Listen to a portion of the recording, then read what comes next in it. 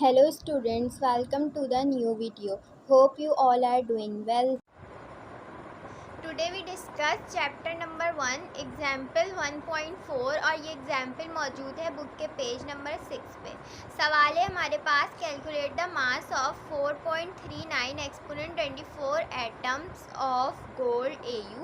Molar mass of gold is 197 gram per mole. ठीक है, data क्या बना लेते हैं सबसे पहले। ठीक है, इन्होंने हमें क्या दिया हुआ है, नंबर ऑफ एटम्स हमारे पास गिवन है कितने, 4.39 एक्सपोनेंट 24।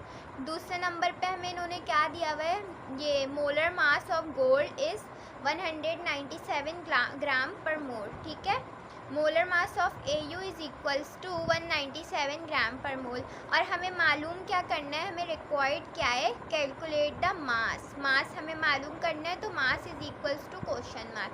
अब हम सॉल्यूशन पे आ गए। सॉल्यूशन में जो हमारे पास फार्मूला यूज़ हो रहा है वो ये एवोगाड्रो नंबर वाला फार्मूला है। Number of atoms is equals to number of moles multiply by Avogadro number.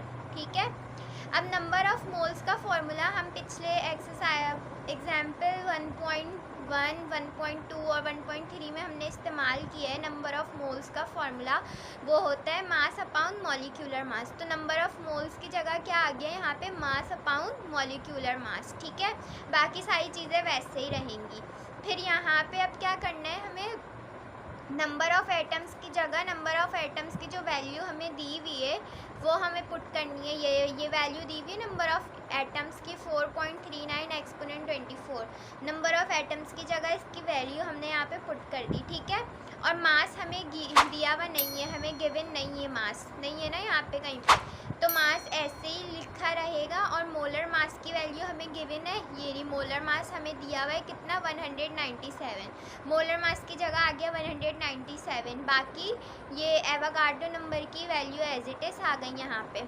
अब हमें क्या करना है, ये वाली वैल्यू यहाँ पे डिवाइड हो रही है, मास से डिवाइड हो रही है, वाली वैल्यू इस साइड चली जाएगी तो ये मल्टीप्लाई हो जाएगी। सही है, इस साइड आ गई, मल्टीप्लाई हो गई। और ये क्या हो रही है, यहाँ पे मल्टीप्लाई हो रही है, इस साइड आ जाएगी तो क्या, डिवाइड में आ जाएगी। सही है, बात समझ आ गई। जो चीज़ डिवाइड हो रही है वो इस साइड जाके मल्टीप्लाई होगी, और जो चीज़ इस साइड मल्टीप्लाई हो रही है वो इधर आके डिवाइड होगी। तो ये कुछ इस तरह बन जाएगा, ये डिवाइड में था, इस साइड आ गया यहाँ मल्टीप्लाई में, और ये यहाँ मल्टीप्लाई में, इस साइड आ गया यहाँ डिवाइड में। ठीक है, अब हम लोगों को कैलकुलेटर का काम है, ये सारे प्रोसेस अब कैलकुलेटर का है।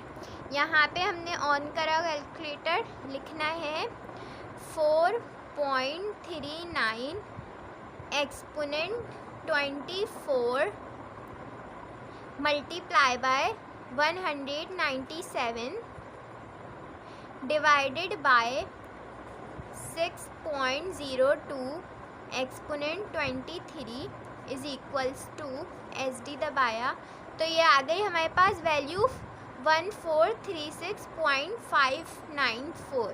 ठीक है, ये हमारे पास मास आ गया। ठीक है, अब जब इस सारी वैल्यू को हमने अभी कैलकुलेटर में डाल के किया तो हमारे पास ये आ गया, ये वैल्यू आ गई, ये हो गया हमारा मास। मास है तो मास का यूनिट होता है ग्राम।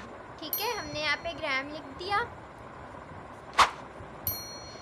मास is equals to 1436.594 gram of AU यानी कि गोल्ड।